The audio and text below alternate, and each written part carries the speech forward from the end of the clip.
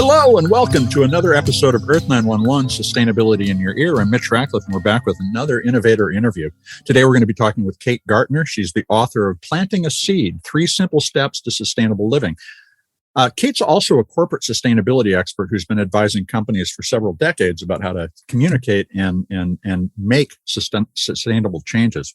And she recently shared an article on Earth911. It's aimed at all of us developing habits for a sustainable life. And we wanted to talk about that article and her advice for individuals and companies that want to turn the corner to achieve dramatically improved environmental outcomes. Welcome to the show, Kate. How are you today? I'm good. Thank you for having me. Well, hey, first, thank you very much for the article. And we'll, of course, be adding a link to the podcast article about that. But it starts off with an important point that we should start from our core values tied to our families, our health, the purpose of our work when building these new habits. Are there values that anchor us in wasteful habits? And what are they? Where should we start in terms of trying to diagnose how to change? It's a really good question, or the inverse of good values, good habits.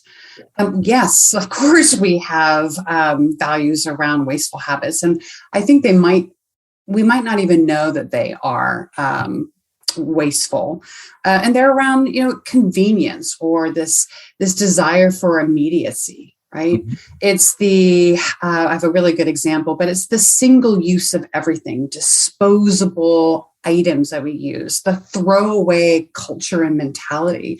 I remember I was thinking about when I was growing up, my dad always carried around a handkerchief, right? Not disposable Kleenex packs, but handkerchief that you would just then wash in the washing machine. Mm-hmm. And nobody ever does that anymore. It feels quaint, right?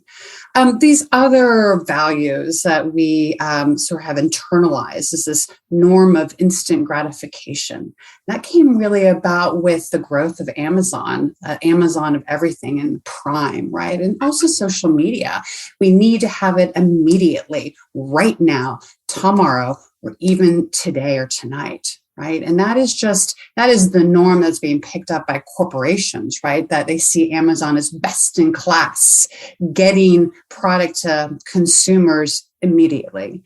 And I would say I've never been a proponent, but big box retailers, I understand that they're in some communities, there's value there because you can save a few dollars, but it also promotes overconsumption, mm-hmm. Excess waste. So stopping and thinking, stopping and thinking about those embedded habits, like I'm buying an apple and it's wrapped in plastic. That's right. Or I'm thinking I want this tomorrow, so I'm going to order from Amazon, or I'm going to go over to the Best Buy and pick it up. You're used to saying yes, but there are times when you need to stop and say no. I think we need to go back to the value of patience. Mm-hmm. There can be value in that, waiting for something to come that is maybe more local or doesn't have a lot of packaging associated with it, or even, hey, spending a little extra time and energy to go and pick that thing up instead of it having it shipped to you.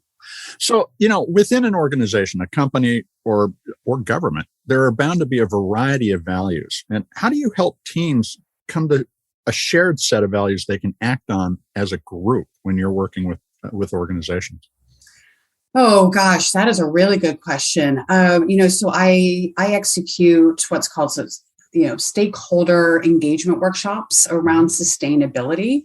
So there's a lot of public companies, some private companies out there that are doing a lot around sustainability, and they're siloed. They have this organization, this division, this department that's sort of doing the right things and some things, but they're not really trickling down that knowledge to the rest of the employees or the workforce. And so these workshops are intended to, to socialize what these companies are doing, to educate individuals on what sustainability is. I think it's a big, broad, abstract concept to most. When people think about climate change and sustainability, they think about the glaciers melting and the polar bears dying. Yeah. And they're or plastic in the ocean. Yeah. What can I do about that? And so I try to ground them in, well, what does it mean for you and me, right? At the household, individual, family, community level. And then what I try to do is build affinity groups around what people value, what teams can do. So at the leadership level, they have to arrive at a shared goal. And that may mean acknowledging that the company is not very far toward that goal. How do you coach them about the fact that they need to be transparent with consumers about where they want to go and the challenges they face, in addition to telling the consumers why it's a good idea to buy something from them? Right. So this is a really difficult conversation. You know that to be true, right? Mm-hmm. When I work with C-suite, and I typically do these days, they are driven by a variety of feelings and things that they are hearing and reading in the marketplace. For instance, I'm working with pre-IPO companies, right? High growth companies that are seeking to go public. And what they're hearing is potential investors in the market saying, hey, what are you doing around ESG? Oh, gosh, nothing. So then they have to backtrack into it. I have other startup companies that sell product to millennials and Gen Z. And they say, we're not doing anything around sustainability. We say we're an ethical, sustainable company, but I fear that we're going to get a backlash if we actually don't do something to implement, don't do something more to implement sustainability into our organization.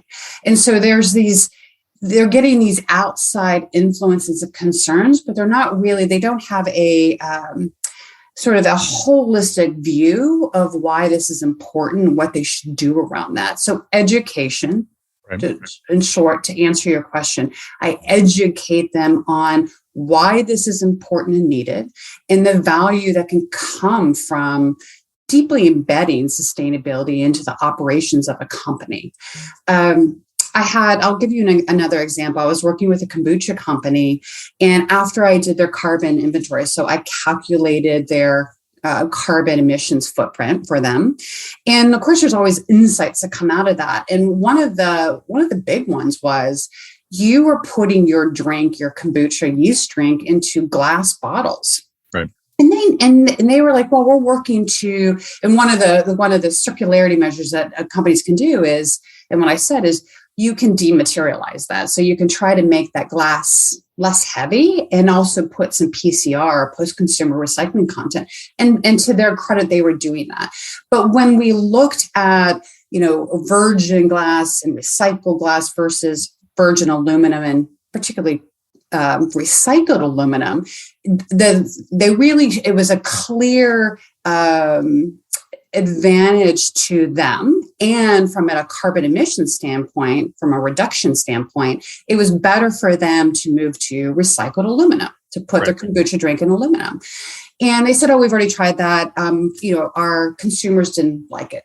And I said, well, did you tell them why it would be important to do that? Because I do think that millennials and Gen Z, and even some of the younger generation Gen Xers, if you said, listen, the reason why we moved from glass to PCR aluminum is to be better on the environment. And this is the percent of improvement that we can have. I think that they would buy into that. So I think that's an incredibly important point. And particularly younger people don't object, for instance, to wine and aluminum at this point. But that's a side issue. We recently interviewed Trek, the bicycle company, about their sustainability report, which was actually designed as an internal education document. And so they were trying to propagate, these are the values that we want you to apply when making decisions internally, but they shared it externally with their customers. Yeah. And so you could see the CO2, embodied CO2 of individual bikes in this document. It got you thinking, first as an employee, if you were a Trek employee, but as a Trek buyer, about, the next time I buy a bike, I'm going to be looking at these factors. So do you suggest to brands that they be ready to explain their life cycle analysis results, the environmental impacts of their supply chain, all of these things to consumers? How much information is too much information at this point? Yeah, it's a really good question. I mean, companies more and more, especially around their building footprint, right? Their building infrastructure. They're, the facilities management individuals, they're doing these life cycle cost analyses on how much it costs overall for a sustainable system, a sustainable process or product versus an unsustainable one. But when you're thinking about it from a consumer perspective, I don't think that they really have an understanding around life cycle cost assessments. Sure. I do think that they understand comparables. Mm-hmm. So if a company says, hey, we've got these 20 different like products, these 5 are made more sustainably, and this is the footprint, the carbon footprint, right, of these 5 versus, the whole set of 20, I think people can understand that. Oh, wow, this is better for the environment, these 5 versus these other 15. But from a different perspective, if, one way of thinking about it from a consumer standpoint is to say, you have to ask questions like, how long is this product going to last compared to an unsustainable one? How is it packaged, and is that packaging recyclable or hard to recyclable? And then how is it going to be disposed of? And I think those are the 3 questions that we can sort of embed in any decision that we make around products we buy. And in fact, that is where Earth911's buying guides are going, to look at the sustainability of the product, the sustainable use of the product, and whether or not it can be recycled. Because what we're finding now is people want to know before they buy something whether they'll be able to recycle it when they're done too. Now, you're also describing an environment in which no one's perfect. And the progress that we're making towards sustainability is often judged from the perspective of, well, you've got to be completely sustainable or it's not good enough. And that is true, but it is impossible for most of us to make those radical changes that would take us all the way to net zero today. But by 2030 or 2040, certainly we can get there. Now, how do you coach a company to acknowledge their imperfections? And to do so I don't. I mean, first of all, I think perfection is the enemy of progress, right? So I do tell people and companies all day long, just start. Let's just start. And the first way that I start with organizations is I say, hey, let's conduct a carbon inventory. So we know where your emissions are within your supply chain and what levers you can affect to reduce that carbon footprint. They're amenable to that. So carbon footprinting, carbon inventories, that's really gone mainstream, I think, in the last 5 years. Mm-hmm. The problem is a lot of companies, before they've even done that, have declared climate neutral goals, like you just mentioned. Like, we're just going to be, we agree that we're going to be climate neutral, but they haven't started anywhere. Right. They haven't done sort of that measurement first. And then, so if I can get them to buy in to do a carbon inventory, then I talk about sort of opening up the corporate kimono, right? So because I like to walk plants, I like to ask about behaviors and processes and systems in place. Often the first start of reducing a company's carbon inventory is to say, hey, listen, what are you doing around the energy that you're using? Are you sourcing renewables? So let's talk a little bit about that, and not just saying, hey, let's buy carbon offsets and RECs. Let's consider community solar. Let's consider solar microgrids, but also then considering, power purchase agreements. And so that's sort of it's an easy transition. They have to commit to that investment, but they can see huge gains in that. And then we can progress with, hey, this system needs to be optimized, your HVAC system, your boiler system, your heat pumps. So we move in that direction to deeper sustainability, industrial ecology measures. Now, you mentioned renewable energy, and it is less expensive than fossil fuels alternatives at this point, but there is still a green premium for a lot of products that are made sustainably. What's your take on the state of the green premium? Is choosing sustainable options becoming consistently less expensive outside of the energy arena? How do you explain the fact that it does cost more if not? Right. I still think the green premium is here. You have to pay more for sustainable sustainably made products. That has been exacerbated by the pandemic, and we're still intra-pandemic, right? And we have moved retroactively into single use and, use and throw away mentality for health and safety reasons. And that just is going to be our existence for the foreseeable future. From a corporate perspective, I talk to companies a lot about upstream changes, right? Basically taking out certain types of plastics that are hard to recycle or not recyclable right now. And the problem is they're driven by how much does it cost, right? And PCR plastics are a premium, at least 50% more than virgin plastic at this point in time.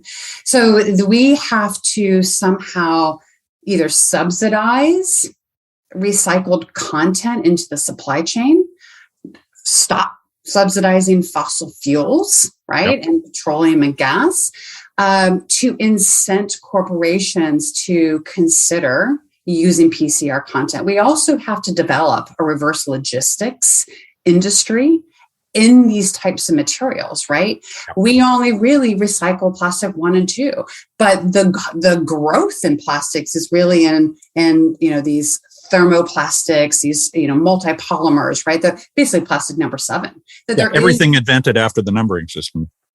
Yes, but which we do not have a profitable industry in any of those right now. So we have to somehow get that industry going and make it profitable for corporations to spend more or bring that pricing down. I think right now there is no green parity with unsustainable products. So you just have to commit, if you have the resources, to spend more to be better for the environment. So if you were advising a company that was thinking about using packaging, the number 7 plastic packaging, so everything, would you recommend that when they introduce that they also introduce a recycling process and service, a branded, we'll pick this up or we'll find a way to get it back and reuse it? Or is that simply too expensive at this point?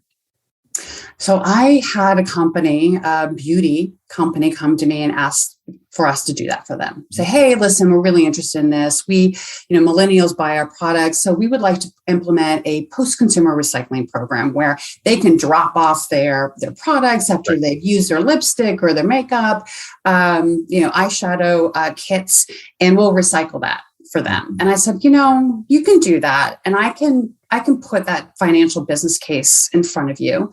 But it doesn't make any difference. You might get an extra 1 or 2% of those materials will get recycled because you'll work with a partner that actually will sort that and get it, to the right partners. But fundamentally, we have a broken recycling system. Mm-hmm. So the best thing that you can do is consider changing the materials that you put into your products, right? And again, that's a long-term process, but they weren't willing to do it right then, but I did that analysis for them. And so it was an eye-opener for them, right? So they're in the beauty business. They were using like palm plastic with formaldehyde in it. And they're like, oh my gosh, that can't be. Yeah, we didn't know that. We didn't know that, right? It's in most of their parts. So it's this idea of now they're going back to their supplier and saying, how many parts, how many different types of plastic that we do put into our componentry, can we source a percentage of PCR, so post-consumer recycled plastic in those materials? But then they're also working with their suppliers, and this is a longer term process, is redesigning those componentry pieces with less materials in them and better materials, right? That's where they need to spend a lot of energy. And potentially simplifying your plastics inventory so that it falls within the recyclable categories that exist today. Right. So that simplifying it, using less parts, and then using more recyclable plastics, but also make it easier to what is it, to sort and break apart, so the materials can go into the right buckets. To disassemble for recyclability. Yes. So let me flip the whole thing that we're talking about around and ask you from the perspective of a consumer, because you're an informed consumer. What's the easiest way to assess the benefits of a sustainable product? What do you look for when you're trying to compare a traditionally made product with a sustainably made product? What do I look for? First of all, I try to avoid buying plastic. Mm-hmm.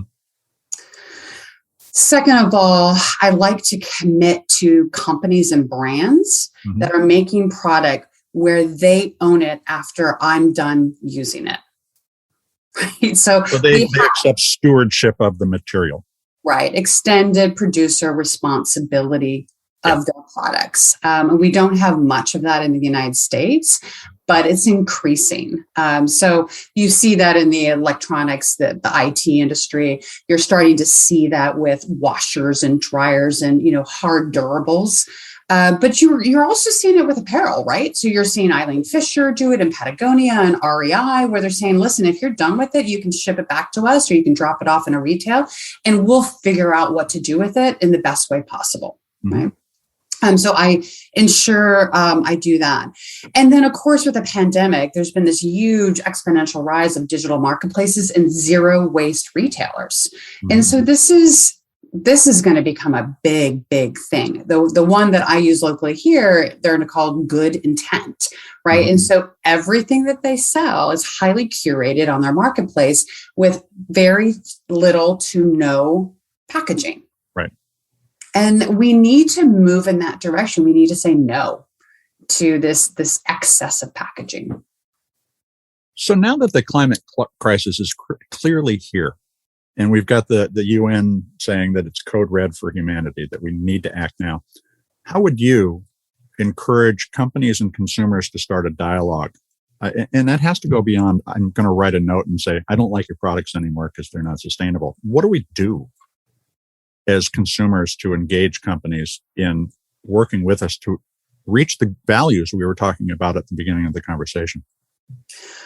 I think the consumers have a lot of influence. The problem in the past, and I'll get to answer your question, the problem in the past is corporations have said, we're just waiting. We're waiting for the consumers to care. And once they care, we're going to do something, right? And, it's not really, I've always hated that argument, because it's not up to the burden has been put on consumers to recycle, but we're not the ones that are creating the products that we consume, right? So really it is the burden of industry. I would say, I think the millennials and the Gen Z have it right. First, don't buy products that are not sustainably made and aren't sustainably recycled or revalorized. I would tell other people to boycott those companies, brands, and products. I would then call out the companies and, shame them. Shame does work, right? And it shows the consumers care. Yes. So there's, you can collectively shame companies, and they do not like that because their brand is everything. Their reputation is everything. So they'll try hard to repair that disconnect that they have with the consumers. And then frankly, listen, I work with corporations for a reason. Corporations, governments, they're all built by individuals, right? So individuals have a huge sway in changing these systems, these political systems, these cultural systems, these economic systems. A new CEO comes in and says, it's time for us to do this. Everything changes then. Everything does, because what gets done is set at the top level. You can have change makers, but the leadership of organizations or municipalities or the federal government also have to say this is important. So I would say collectively becoming a member and joining groups at the national and state levels for policy change and policy maker change. New legislation, EPR roles and regulations, right? We need to change the system of how we use materials and how we operate as organizations today. Well, this has been a fabulous conversation. Let me just ask, because we really didn't talk much about your book. Tell us about Planting a Seed. Thank you. Planting a Seed. It is a book about understanding what sustainability is and how it can be meaningful in individuals' lives, right? And household lives, really trying to make it practical, putting it into buckets and saying, listen, sustainability is this big term that is not well defined, but hey, if I know what I can do around transportation, if I know what I can do around food and energy systems and waste and consuming goods, and I give I understand the practical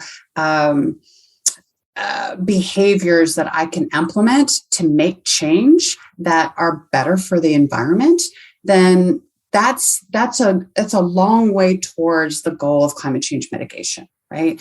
Climate change mitigation is not going to come down to individuals alone.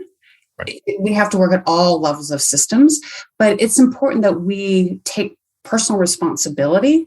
And we're empowered. We have a sense of agency that we can affect change. And the expression of those values then radiates throughout the entire society. So I think that's a great place to close this conversation, but I encourage everybody to take a look at your book because we need to be prepared to have this conversation. People working in companies as employees and leaders need to be prepared to think about the conversation they want to have with consumers. And Kate, I want to thank you for your time today because I'm thinking differently. Oh, thank you, Mitch. I really appreciate your time.